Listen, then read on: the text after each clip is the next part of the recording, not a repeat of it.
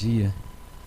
Uma alegria retornar a essa casa espírita de Francisco de Assis, pela primeira vez num domingo pela manhã, para poder compartilhar com vocês esse momento tão importante, que é um momento de reflexão em torno do Evangelho de Nosso Senhor, revivido e ampliado à luz da doutrina espírita, de maneira que rogamos a Deus, nosso Pai, que nos ampare, nos inspire, nos ordene o pensamento para que possamos ter o melhor proveito desses minutos que aqui passarmos juntos, refletindo em torno do ensinamento, do mandamento, da lei do perdão. Mas antes de lhes repassar o arcabouço teórico, doutrinário e cristão a respeito do perdão, eu vou lhes contar uma história que, de certa maneira, vai conduzir o nosso raciocínio na manhã desse domingo. Essa história nos conta que um rei, certa feita, convocou os 2 melhores pintores do seu reino para lhes propor um desafio. Propôs que ele pagaria um alto prêmio, uma alta quantia em dinheiro para um deles, para aquele que melhor retratasse a ideia da paz numa tela, num quadro. No dia aprazado, circunstâncias determinadas, todos se reuniram diante do salão real. As 2 pinturas estavam postas num cavalete, cobertas com um pano. Todos os súditos vieram prestigiar aquele acontecimento para ver como é que se desenvolvia aquele desafio. A um gesto do rei, descerrou-se então o pano que encobria a primeira tela, e quando se descerrou a pintura, um ó de satisfação percorreu o salão, porque a primeira tela retratava uma paisagem, mas era uma paisagem dessas bucólicas campestres, uma casinha branca ao fundo, de portas e janelas abertas, a qual se chegava através de um caminho de terra batida, gramado ao derredor, pequenas flores multicoloridas brotando do chão, emoldurando a tela um céu azul, límpido, claro, sem nuvens, permitiu entrever o sol aberto, derramando seus raios com força sobre um lago azul sereno, cristalino, tranquilo. Aquela tela era o retrato perfeito da paz para aqueles que estavam ali e a viram pela primeira vez. O rei, evidentemente satisfeito, pegou então a sua lupa, que é o instrumento através do qual os especialistas se valem para fazer o exame da parte técnica da pintura, a combinação das cores, os traços do pintor. Fez o exame detalhado, aprovou-a com um sorriso e com um gesto mandou que se descerrasse o pano que encobria a segunda tela.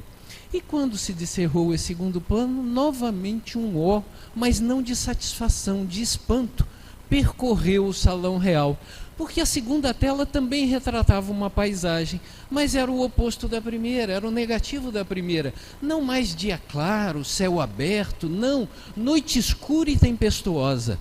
Raios cortavam aquela pintura, permitindo entrever uma grossa camada de nuvem pesada que derramava uma chuva intensa, não sobre um lago sereno e tranquilo, mas sobre um mar agitado e revolto, que ia debater as suas ondas com violência diante de um rochedo, uma montanha escarpada e calva que compunham aquela paisagem, e as pessoas se entreolhavam sem entender se o autor daquela pintura tinha entendido a proposta real. Era para retratar a paz, e aquela paisagem não era nada pacificadora.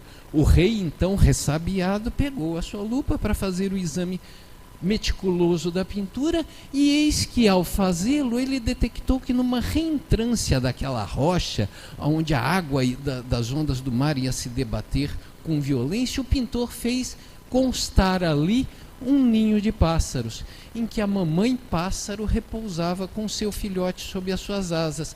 E esse detalhe foi determinante para que o rei escolhesse a segunda tela e não a primeira como a melhor representativa da paz. Porque a paz, disse o rei, não é estar num local onde você não tenha problemas, onde você não tenha dificuldades. Ter paz é guardar a serenidade das emoções, a tranquilidade do coração, ainda que diante de circunstâncias tempestuosas. E essa circunstância estava melhor expressa na segunda tela do que na primeira Meus queridos, essa singela historinha nos reporta diretamente ao Evangelho de Jesus, segundo a narrativa de João. No capítulo 14, no verso 27, nós vamos encontrar as palavras do Mestre direcionadas aos seus discípulos de então e aos seus discípulos de agora, dizendo: a minha paz vos deixo, a minha paz vos dou, mas não vou-la dou como a dá o mundo. Não se turbe o vosso coração, nem se atemorize, diz Jesus em João 14, 27, como a nos dizer que há dois ideais distintos de paz. A paz como a vê o mundo e a paz como a vê o Cristo. A paz como a vê o mundo está perfeitamente retratada na primeira pintura da nossa historinha. Na ausência de problemas, na ausência de dificuldades, quando o dia está claro, quando o céu está aberto, quando as águas estão tranquilas, nós estamos em paz. Ocorre que essa é uma paz bastante precária, porque é uma paz que depende das circunstâncias externas, é uma paz circunstanciada. E que domínio nós temos a respeito das coisas que nos são exteriores? Praticamente nenhum. Por mais que nós sejamos previdentes, zelosos e cuidadosos, do dia para a noite as paisagens mudam da nossa vida. Aquilo que é dia claro pode virar noite tempestuosa. A paz do Cristo não, é a paz que mantém a serenidade do coração, ainda que diante das circunstâncias difíceis, e lhe permitia consolar e preparar o coração dos seus discípulos amados para os momentos difíceis que adviriam dali em diante, porque em João 14 nós estamos no âmbito da chamada última ceia, a Santa Ceia, a última refeição que Jesus vai fazer com o seu colégio apostólico reunido. Dali a momentos ele seria entregue, naquela mesma madrugada ele seria julgado e condenado pelo Sinédrio. Na manhã do dia seguinte ele teria essa condenação confirmada pelo pretório. Ao meio-dia ele seria crucificado, às 5 horas da tarde ele estaria morto, de acordo com a cronologia que a teologia tradicional nos oferece da paixão do Cristo, e ele sabia disso. E não obstante soubesse disso tudo, estava sereno, estava tranquilo, estava em paz e ainda confortava o coração dos seus discípulos amados. Isso porque, nós vamos ler lá em Lucas 17, 20 e 21, os fariseus perguntando ao Senhor acerca do reino, aonde era, como fazia para adentrar, como eles fariam para participar daquele reino. Jesus vai nos dizer então: debalde procurareis o reino dos céus aqui ou acolá, porque o reino dos céus não vem com circunstâncias ou aparências exteriores. O reino dos céus está dentro de nós, ou dentro de vós, como a nos dizer que nós podemos viver como vivemos no mundo escola de expiação e provas, como Kardec didaticamente o define no capítulo 3 do Evangelho segundo o Espiritismo, onde as paisagens mais naturais da vida humana são as paisagens turbulentas, são as paisagens tempestuosas, e ainda assim guardarmos a serenidade do coração e a tranquilidade das emoções, porque reino ou inferno, paz ou tormento são construções da alma.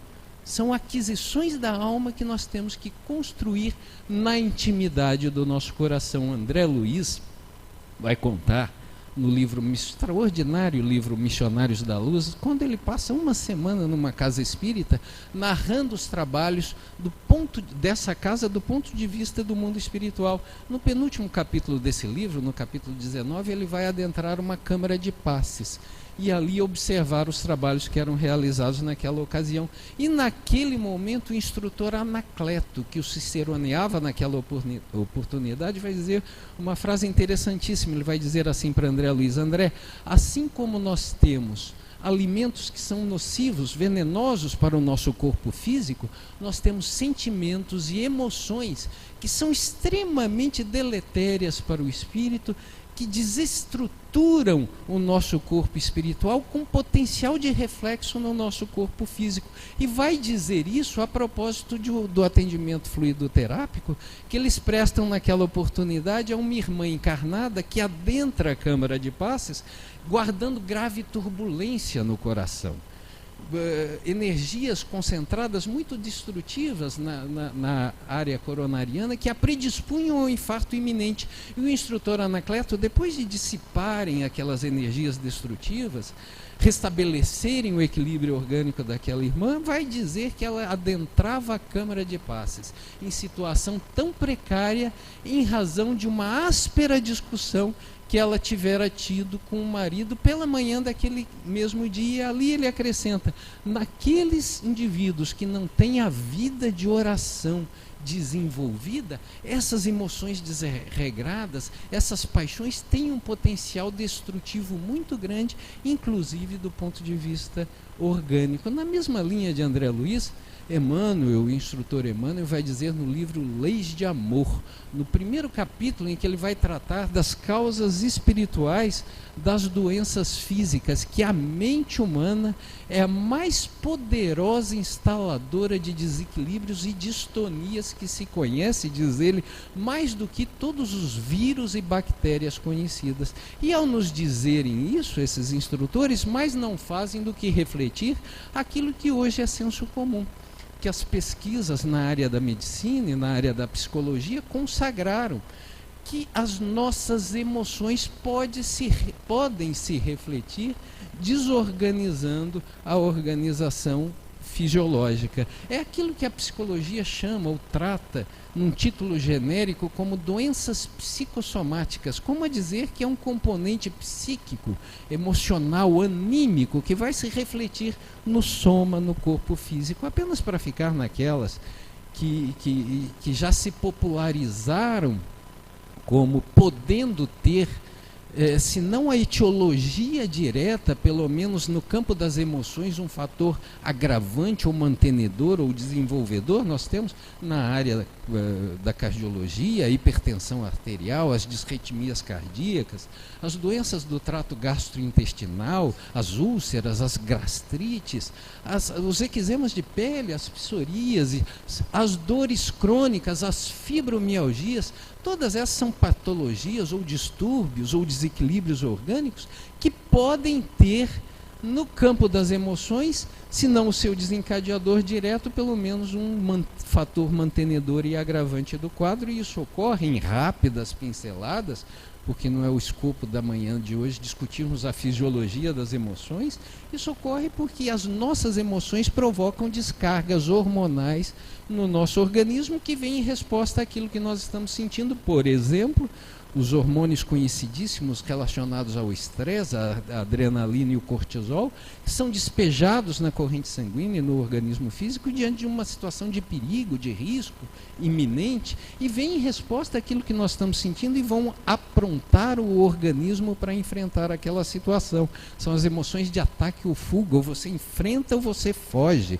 Ocorre que, ao serem despejadas no organismo, elas modificam o funcionamento fisiológico habitual. A adrenalina vai contrair a sua musculatura para que você esteja mais disposto a enfrentar aquilo, ocorrer, só que ao contrair a musculatura, a sua pressão arterial sobe, os seus batimentos cardíacos se aceleram, vai secretar uma maior quantidade de açúcar para que você esteja no sangue, para que você esteja mais disposto, mas vai paralisar outras funções secundárias não tão importantes para aquele momento. Isso tudo perfeitamente ajustado para a ocasião e o momento de se e quando você estiver enfrentando uma situação de risco, um perigo grave, iminente. Ocorre que alguns de nós vai despejar descargas hormonais desse teor no organismo em situações, digamos assim, não típicas, né, de serem despejadas quando, por exemplo, nos estressamos no trânsito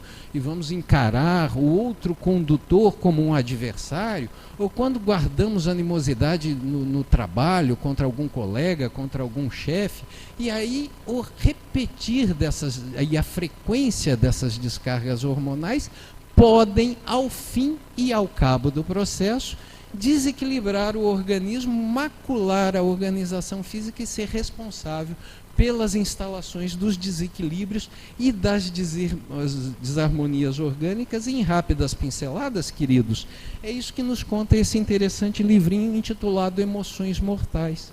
um livrinho de orientação evangélica, inclusive, em que o Dr. Don Colbert vai nos contar, nos relatar a sua experiência profissional com seus pacientes. E nesse livro, ele vai dizer que, por força da especialidade médica dele, ele é clínico geral, ele é o profissional responsável por fazer o primeiro diagnóstico das enfermidades dos seus pacientes, e nessa condição, muitas vezes ele é o responsável por dar notícias nada agradáveis de que aqueles pacientes são portadores, quando eles são portadores, de doenças com um prognóstico difícil, com um tratamento difícil, algumas delas conferindo uma pequena expectativa de vida aos seus portadores. E diz ele que, em função da sua formação humanista e cristã, ele não se limita a dar uma notícia aos seus pacientes, ele entabula uma conversa com eles.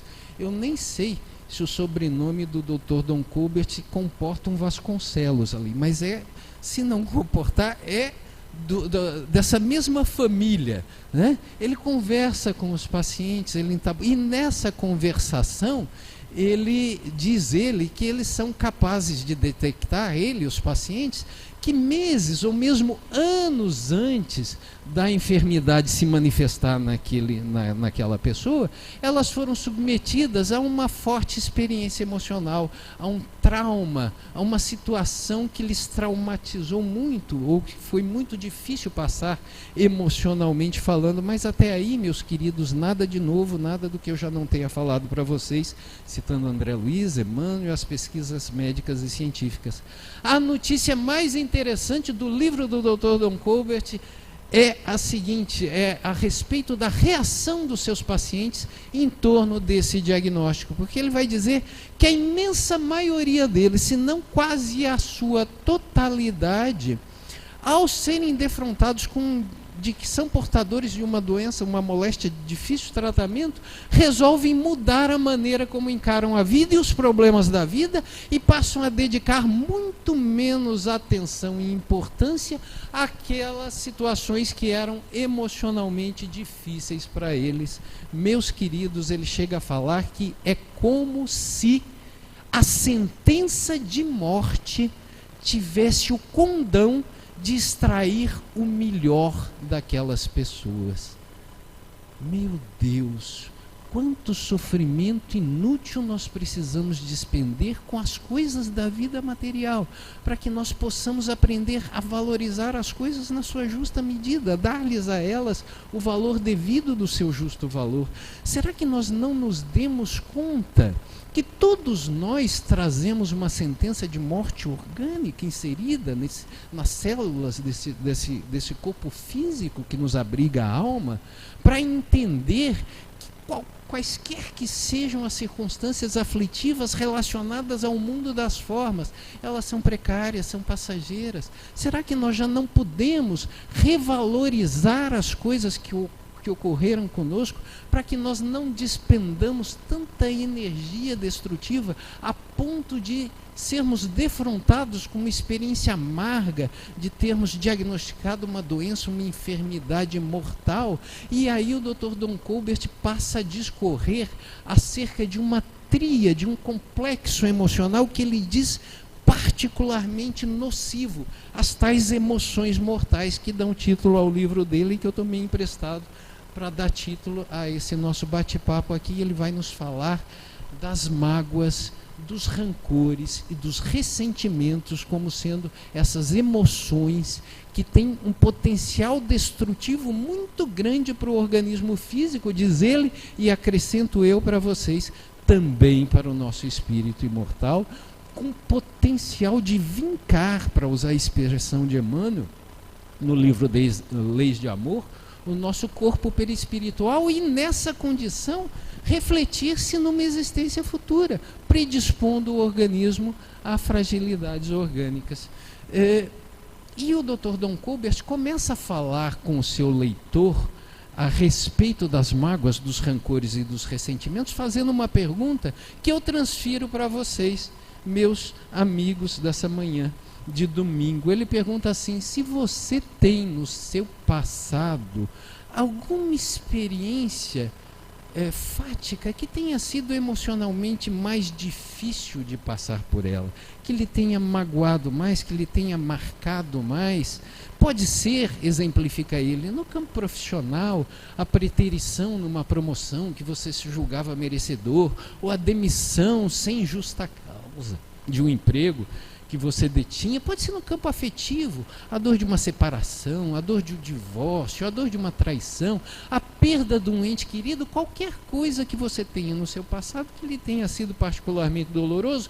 E diz ele, se você tem algo assim no seu passado, é bem capaz de você já estar se sentindo menos confortável agora na sua cadeirinha, só pelo fato de eu ter feito essa pergunta e com isso avivado a sua memória e remexido nessa lembrança que estava adormecida ali. Porque o simples, diz ele na interpretação fisiológica dos fenômenos emocionais, isso ocorre porque o nosso cérebro, ele não está bioquimicamente apto a distinguir se aquela emoção que você está sentindo agora, ela se refere a um fato que ocorreu há 5, a 10, a 15 minutos atrás, ou há 5, a 10, a 15 anos atrás. O simples fato de você concentrar a sua atenção em feridas emocionais do passado vão fazer com que você as reviva novamente, as sinta de novo, e ao senti-las novamente, você vai despejar no seu organismo físico todos aqueles hormônios que você passou naquela ocasião. O que ocorre com a maioria de nós que temos situações desse jaez difíceis no nosso passado, pela simples e boa razão de que vivemos num mundo de provas e expiações, já referido, quer dizer, um mundo onde prevalece o mal sobre o bem, é um mundo em que todos, ou a maioria de nós, tem situações aflitivas no seu passado. O que ocorre com a maioria de nós é que nós sofremos com essas circunstâncias durante algum tempo, mas com o renovar da vida, com o passar do tempo, essas emoções vão perdendo a força dentro de nós, até que elas não passem de uma lembrancinha desagradável de um passado remoto. Ocorre que algumas pessoas não superam o passado, não superam a experiência difícil, e são essas pessoas que guardam as mágoas, que guardam os rancores, que nós vamos chamar as pessoas ressentidas, que tem a própria palavra ressentimento é autoexplicativa. Elas têm a capacidade de sentir de novo, dia após dia, após dia, após dia, a dor da demissão, a perda do ente querido, a dor do divórcio, a dor da separação, e a sentir dia após dia, após dia, após dia, elas vão submeter o seu organismo a essas descargas excessivas hormonais que, ao fim e ao cabo, poderão macular a organização física e se refletir ou se exteriorizar numa doença de difícil curso e de difícil tratamento. O que ocorre nessas circunstâncias, né? O que nós precisamos entender? Que a pessoa ressentida ou magoada, ela tem por hábito quase que inconsciente, ou praticamente inconsciente, de cultivar a dor, cultivando a memória do fato. Gonzaguinha, o finado Gonzaguinha, o cantor, compositor de vários clássicos da música popular brasileira, ele tem uma música que se chamava Sangrando, em que numa estrofe ele retratava a personalidade da pessoa ressentida, cantando mais ou menos assim: coração na boca, peito aberto, vou sangrando. São as dores dessa minha vida que eu estou cantando. A pessoa ressentida é assim, ela carrega o coração na boca, o peito está em chaga viva, e ela segue pela vida sangrando a dor daquele fato, cantando e contando aquele episódio para todos aqueles que o quiserem ouvir. A pessoa ressentida é bem retratada naquele seu amigo que você não vê há longos anos, e ao reencontrá-lo, dirige a ele a protocolar pergunta social: e aí, meu querido, tudo bem? E ele vai te responder: tudo bem nada, minha esposa me abandonou, meu chefe me demitiu. E aí você vai dizer: oh, desculpa, cara, eu não sabia, quando foi isso? Ele vai te responder: tem uns 10 anos. Pois é, 10, 12 anos, e você segue vivendo aquilo como se fosse ontem, né? Segue pela vida sangrando e machucando-se com aquilo. E aí você vai dizer nessas alturas dos nossos acontecimentos, da nossa conversa, Paulo, tudo bem, eu sou mais ou menos assim, ou eu conheço alguém que é mais ou menos assim, mas eu não sou assim porque eu quero, e é verdade, nós não somos assim porque queremos, nós não gostamos de sofrer, né? Aliás, a moderna psicologia vai dizer que 3 de nós, se enfrentarmos uma mesma situação fática, cada um de nós vai reagir de uma maneira peculiar, né? Se 3 de nós ficássemos presos num elevador, entre um andar e outro, acaba a energia, um de nós poderia reagir com alto estresse, entrando em pânico, surtando, como se diz no jargão da psicologia, né? Esmurrando a porta, gritando, me tirem daqui. O segundo não, vai ficar aparentemente impassível, firme, até que chegue o socorro. Quando o socorro vem, ele desaba, ele desmaia, né? Não é porque ele não estava sentindo, não, ele retém a emoção e vai sentir ali adiante. E o terceiro vai encarar aquela situação sem nenhum problema e ainda vai acalmar os outros dois e falar, calma, isso aí não é nada. Por que somos assim? Porque cada um de nós vai interpretar a realidade da vida de uma maneira que lhe é peculiar. A psicologia vai dizer que mais importante do que as sensações são as nossas percepções. As sensações são os nossos 5 sentidos básicos que nos dão a janela para o mundo, a realidade exterior nos chega através da visão, da audição, do tato, do paladar e do olfato. Mas esse não é o problema é que nós interpretamos a realidade exterior. E ao interpretá-lo, é a percepção que vai dar a tonalidade, o matiz emocional com que você vai viver aquilo, né? E não é por outra razão, porque nós interpretamos os fatos da vida de uma forma diferente, que os nossos tribunais estão cheios de pessoas demandando umas contra as outras, dizendo que elas tinham razão naquele acidente de trânsito, porque o sinal estava aberto para elas, quando na verdade o sinal só poderia estar aberto para uma delas. Não é por outra razão que umas pessoas com as quais você dirige a sua voz um semitom acima do habitual, né? E o semitom é a menor distância entre 2 sons, né? Ela já vai achar que você está ofendendo, que você já está gritando, que você já está humilhando, que você está agressivo. Com outra você pode falar uma oitava acima e ele vai achar que está tudo bem, tudo tranquilo, tudo normal. E por que somos assim? Porque somos diferentes, porque temos experiências que nos são peculiares, porque temos a nossa educação que nos é peculiar. E quando eu falo em experiências do alto de uma tribuna espírita, eu estou falando não só daquelas que te acompanham do berço ao túmulo, mas daquelas que você revive através das reminiscências que você viveu em vidas passadas. Então nós enfrentamos as circunstâncias e os fatos da vida no momento evolutivo que nós nos encontramos com a pessoa que nós somos. Mas a melhor pergunta não é nem o por que é que eu sou assim, a melhor pergunta é o que é que eu faço com isso. Porque de que valor teria eu passar aqui essa manhã de domingo traçando o perfil mais exato de uma personalidade rancorosa ou magoada, se eu não lhes remetesse minimamente a uma solução? E é aí que eu me lembro que o tema da palestra de hoje tratava sobre o perdão. Então é exatamente nesse momento em que eu vou tomar esse gole de água que a nossa palestra vai começar. Porque até agora eu só fiz chamar a sua atenção para o problema. Chama tremor essencial, eu acho. Não é Parkinson ainda, espero que não venha a ser. É aqui que nós começamos a abordar o perdão. Porque a melhor receita, e a única que nos seria lícito passar, como disse o companheiro, falando aqui a respeito dos tratamentos na casa espírita, é a receita espírita cristã. O que não invalida que, se você já identificou-se nessa situação, você procure um profissional da área médica, da área psiquiátrica ou da psicologia e busque o auxílio da medicina. Mas o que nos importa aqui é que, se você compreender o perdão como lei divina, você vai ter a capacidade de reavaliar os fatos da sua vida e encará-los de uma maneira diferente. E antes de falar do perdão a partir de Jesus, eu gosto de citar o apóstolo Paulo.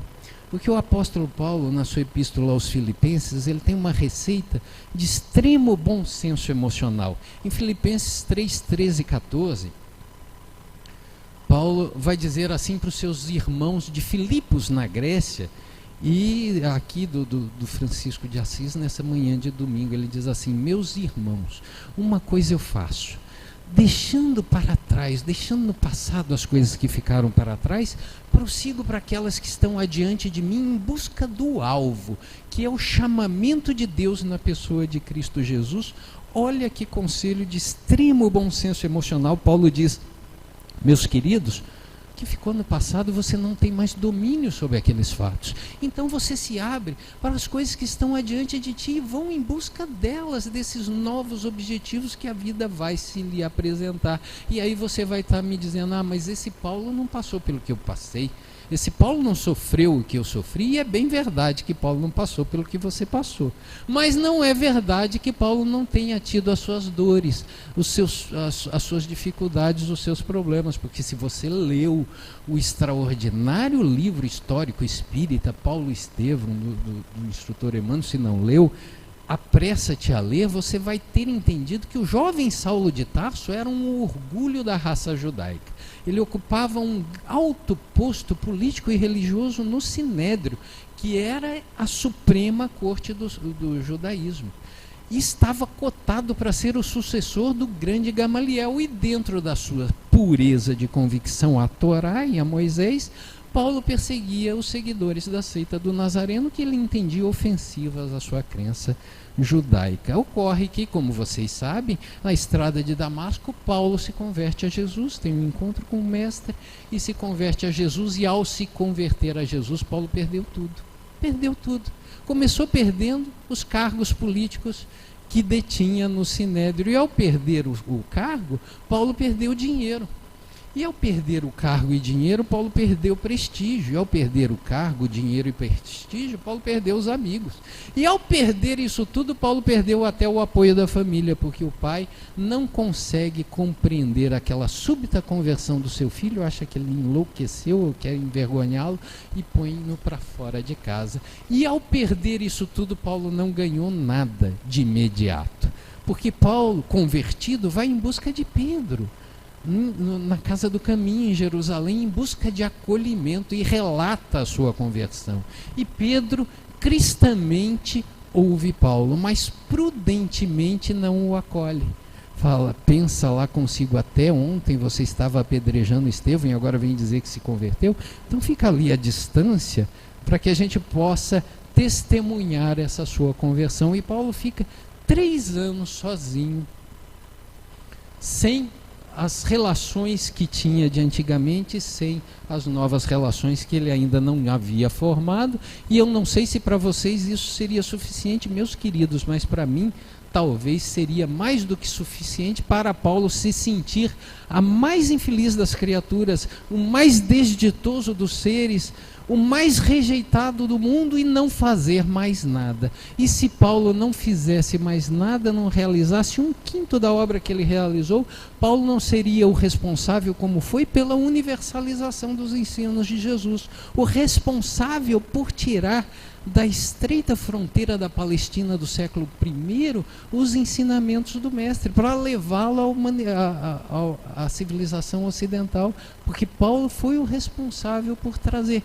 não sou aceito aqui em Jerusalém, não sou aceito pelos judeus, vou em busca dos gentios, vou em busca dos pagãos.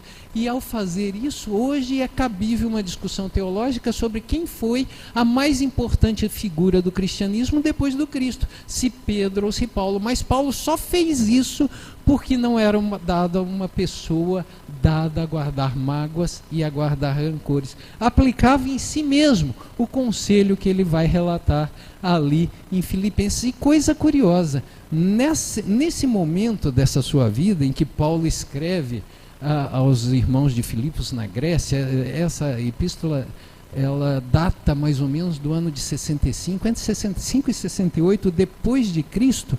Essa epístola que a teologia reconhece como a carta à alegria, Paulo está exultando exultante, pleno de bons conselhos. E abra-se aqui um parênteses. Emmanuel fala no livro Paulo e Estevão que as cartas de Paulo, olha só que importante, as cartas de Paulo são verdadeiras psicografias do pensamento de Jesus que lhe foram passadas pelo Espírito de Estevão. Olha a importância de nós conhecermos o que está ali nessas epístolas de Paulo. Mas essa carta em particular, a teologia diz que é a carta alegria. Paulo está exultante e naquela circunstância Paulo estava preso. Paulo estava preso e chega a dizer ali, no começo da carta, no começo do livro, para mim tanto faz, se eu ficar preso ou se eu for solto, porque se preso eu estiver, eu estou aqui pregando as boas novas do reino, para os companheiros de cela, para os guardas. Se eu estiver fora daqui, eu vou continuar pregando. Então para mim tanto faz, ou seja, circunstâncias externas devastadoras, circunstâncias internas absolutamente renovadoras, céu ou inferno dentro de nós, paz ou tormento dentro de nós. E ao fazer isso, Paulo mais não fazia do que levar a efeito um mandamento, um ensinamento do perdão que Jesus vai passar com detalhes e profundidade ali no capítulo 18 do Evangelho de Mateus, porque ali você lerá do capítulo 21 ao verso 35, do verso 21 ao verso 35, um verdadeiro compêndio a respeito do perdão. Começa com aquela resposta de Jesus a Pedro, que de tão conhecida virou proverbial, né? Até quantas vezes eu hei de perdoar? Se até 7 vezes, Jesus vai responder, não até 7, mas até 70 vezes 7, e muitos de nós para a leitura do texto evangélico ali, mas não, Jesus prossegue na lição e vai contar a parábola do credor incompassivo, em que ele vai comparar o reino dos céus com uma situação de perdão. Daí porque eu digo e entendo que o perdão é mais do que uma recomendação, mais do que um mandamento. Perdão é lei divina, porque diz ali Jesus mais ou menos assim, porque o reino dos céus é semelhante a um rei que, querendo fazer conta com os seus servos, foi-lhe apresentado um que lhe devia 10.000 talentos, e não tendo com o que o pagar, mandou o seu rei que se lhe vendesse os seus bens, suas propriedades, até o montante que fosse necessário para fazer frente à sua dívida. Ao que esse seu servo, prostrando-se de joelhos, lhe rogava, dizendo: Senhor, tem paciência para comigo e a tudo te satisfarei. O rei, então, tomado de íntima compaixão, mandou que soltasse o seu servo e perdoou-lhe totalmente aquela dívida. Este seu servo, porém, saindo da presença do rei, entra em contato com o seu conservo que lhe devia 100 denários, 100 dinheiros, uma quantia muito menor, e lançando-se-lhe ao pescoço, sufocava, dizendo: paga-me o que me deves. Ao que esse seu servo, prostrando-se de joelhos, lhe suplicava, dizendo: Senhor, tem paciência para comigo e a tudo te satisfarei. Ele, porém, não quis saber e mandou encerrá-lo na prisão. Os demais conservos, vendo a cena, foram levar notícias do ocorrido ao seu rei, que, chamando-o à sua presença, o credor incompassivo, o admoestou, dizendo: servo malvado, não te perdoei eu uma dívida muito maior? Não deverias tu ter tido também misericórdia do teu irmão? E, entregando-o aos atormentadores, contrariado, mandou encerrá-lo na prisão, de onde não sairia até que lhe pagasse o último centavo. E arremata Jesus a parábola, dizendo: assim também fará com vocês o meu Pai Celestial que está no céu, se vocês mutuamente, reciprocamente e de coração não se perdoarem a cada um as suas dívidas, estabelecendo então que o perdão é lei divina que obedece a um princípio espiritual, que é o princípio da reciprocidade.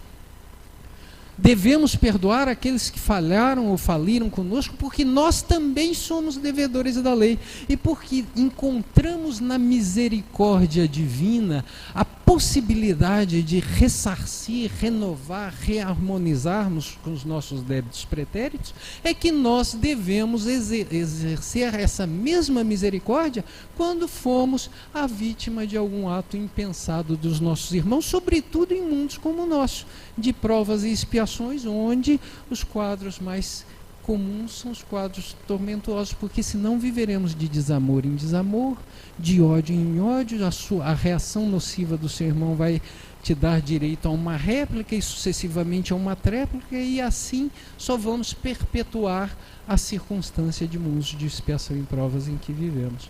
E não é por outra razão que Allan Kardec vai fazer inserir a lição do perdão no capítulo 10 do Evangelho segundo o Espiritismo, que trata da misericórdia. E ali Kardec vai dizer que ela, a misericórdia, consiste no esquecimento do passado e no perdão das ofensas. E a gente precisa bem pontuar essa lição, porque muitas vezes a gente ouve as pessoas dizerem assim: eu não consigo perdoar porque eu não consigo esquecer, como se fossem sinônimas as condutas de perdoar e esquecer, e na verdade não são. Pela simples razão de que a memória é um patrimônio inalienável, importantíssimo do ser espiritual. Sem memória não evoluiríamos. Então não é que você vai sofrer uma súbita amnésia sem quando resolver perdoar.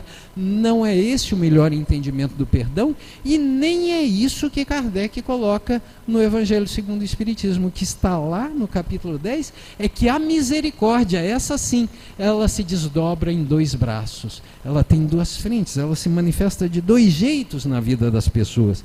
Se por um lado ela esquece o passado, e esse esquecimento do passado eu costumo chamar que a face indulgente da misericórdia, porque esse esquecimento ele opera em favor do seu irmão, não do seu favor. É você não ficar apontando a ele o erro que ele cometeu com você, você não ficar apontando o cisco no olho dele, sabendo-se também detentor de uma trave no seu.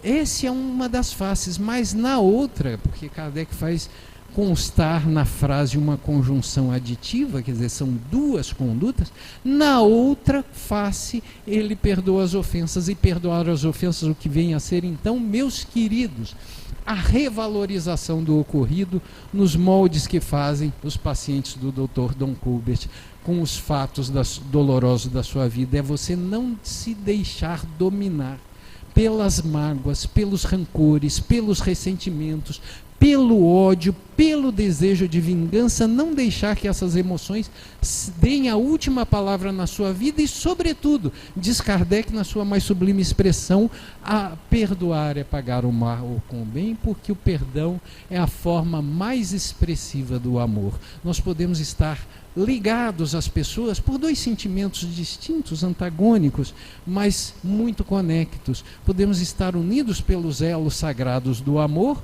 ou podemos estar algemados, agrilhoados, presos pelo ódio. E diz Emmanuel numa das suas mais poéticas interpretações: o ódio é o amor que enlouqueceu, o que adoeceu. Enlouqueceu ou adoeceu porque não foi correspondido, ou enlouqueceu ou adoeceu porque foi traído, não importa, ainda assim é o amor que está ali e que merece tratamento, e o tratamento para o ódio, para um amor enlouquecido, é o perdão. E nós espíritas, meus queridos, temos mais uma razão de cunho filosófico para vivenciar o perdão, que vai dizer essa razão que nada do que nos ocorra nessa vida, nada que possa lhe ocorrer é injusto ou imerecido, ou não tem uma boa e uma justa razão de ser. Kardec vai trabalhar essa razão de cunho filosófico durante todos, em vários momentos das diversas obras da codificação. Você vai encontrar referências a isso que eu estou lhe dizendo, por exemplo, no capítulo 5 do Evangelho segundo o Espiritismo, no tópico intitulado A Justiça das Aflições. Você vai encontrar referências sobre isso no capítulo 7 do livro Céu e Inferno, tópico intitulado Código Penal da Vida Futura.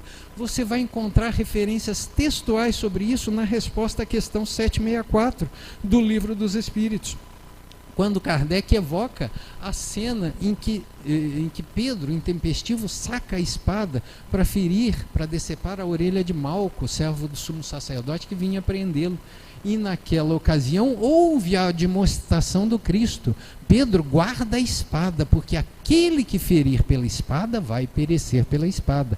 Ao que Kardec, hábil perguntador, inspirado que era, pergunta: mas essa palavra de Jesus não é a consagração da pena de talião? E os espíritos da codificação vão dizer que sim, pena de talião, inserida no Código de Hammurabi, da Babilônia, 1780 anos antes do Cristo, que Moisés vai transpor para a Torá, em Levíticos 24:20, você lerá o princípio da medida por medida do judaísmo. Princípio que diz mais ou menos assim: fratura por fratura, olho por olho, dente por dente. Princípio esse que a doutrina espírita vai revisitar com outro nome e um conceito mais ampliado como lei de causa e efeito. Princípio esse que diz que há uma correspondência, uma proporcionalidade entre o crime e o castigo, entre o pecado e a punição, entre a sua ação e a resposta da vida com finalidade educativa. Portanto, meus queridos, nada que nos ocorra é injusto ou imerecido, e eu sei que esse é o diagnóstico duro que a doutrina espírita vem nos trazer, porque nós adoramos ter alguém para culpar pelas nossas dores. Mas nessa manhã eu lhe convido para que você se livre desse jogo de responsabilizações e culpas exteriores. Não, meu irmão, não é o responsável pelo seu sofrimento o cônjuge que caiu em tentação, que entrou em adultério. Não é a sogra que incentivou o divórcio, não é o chefe que não lhe reconheceu os méritos, não é papai, não é mamãe que não investiram em você tanto que você imaginava o que deveria ser investido, não é o governo, não é Deus. A doutrina espírita nos implica e nos responsabiliza e nos diz que a única circunstância responsável pelas nossas dores e pelos nossos sofrimentos são as nossas imperfeições. Daí porque revive ela o convite de Jesus no final da primeira parte do Sermão da Montanha, em Mateus 5,48, você ouvirá lá: sede, pois, vós logo perfeitos, como perfeito é vosso Pai Celestial, porque atingida a perfeição, diz a doutrina espírita, acabam-se as dores, acabam-se os sofrimentos, acabam-se as tribulações, as aflições e as provas. Por isso, meus queridos, venho lhes convidar ao exercício do perdão. Deixe, entregue nas mãos de Deus as situações emocionalmente aflitivas que lhe atravessem o caminho. Deixem que Ele exerça a sua justiça sobre aquela situação, porque a justiça divina, diz os espíritos da codificação, naquela mesma resposta jamais vai prescindir da misericórdia e do amor. E ao deixar que Deus tome conta dessa situação, você se livra de todas essas emoções deletérias que fazem extremo mal para o seu corpo físico, desde já, com possibilidade de vincar o seu perispírito, de lhe causar um transtorno de séculos, de anos no mundo espiritual e ainda se refletir numa nova organização biológica, porque é o perispírito o modelo organizador biológico. Então, livre-se desses sentimentos, livre-se da vergonha, livre-se do ódio, livre-se do desejo de vingança. Exerce, viva liberado pelo perdão que você conseguir empregar, porque perdão é lei divina. E eu termino a minha participação nessa manhã relembrando talvez o mais simbólico dos episódios narrados no Evangelho acerca da vida de Jesus, no meu modesto entendimento, na minha desimportante opinião. E esse episódio, que fecha o nosso raciocínio hoje, vai falar com a travessia do Mar da Galileia. Mar da Galileia, que outra coisa não era do que o Lago de Genezaré, como você sabe, um lago de grandes extensões, 21 quilômetros de comprimento, 12 de largura, intensa atividade pesqueira, por isso era chamado de mar, em torno do qual comunidades de pescadores se formavam, né, a própria Genezaré, Cafarnaum, Tiberíades, Magdã, Corazim, comunidades essas que Jesus ia percorrendo a partir da barca de Pedro, pregando as verdades da boa nova do reino. E um belo dia, dizem os sinóticos, Jesus, depois de pregar largamente numa daquelas localidades, pede a Pedro que o leve do outro lado do lago. Ele quer ir a Gadara pregar para os gadarenos, mas dizem os evangelistas, ao adentrar na embarcação, Jesus adormeceu.